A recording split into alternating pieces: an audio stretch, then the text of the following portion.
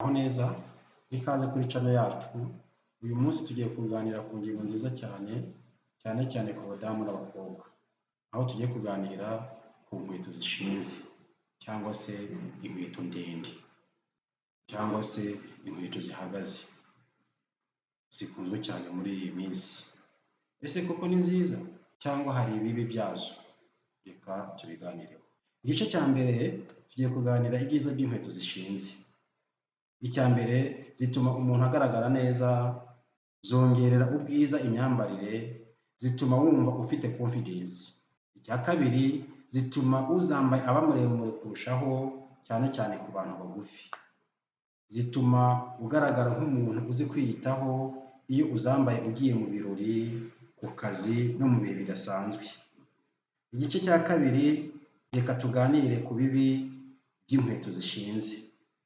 Nubwo inkweto zishinze ari nziza ariko zifite ibibi byazo. Icya mbere, zishobora gutera ububabare mu birenge cyane iyo uzambaye igihe kirekire. Icya kabiri, zishobora gutera ibibazo by'umugongo kubera ko zihindura uko uhagarara.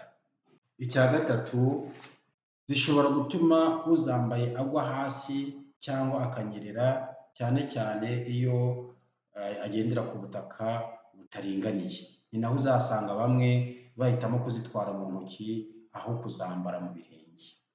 Icya kane, hari indwara z'ibirenge zishobora guterwa no kuzambara nabi cyangwa igihe kirekire.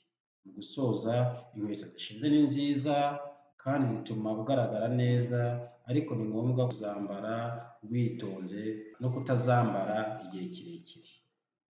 Niba ukunze video yacu, kanda like, subscribe, usangize n'abandi. Murakoze cyane, tuzongera kubonana mu yindi video. Bye.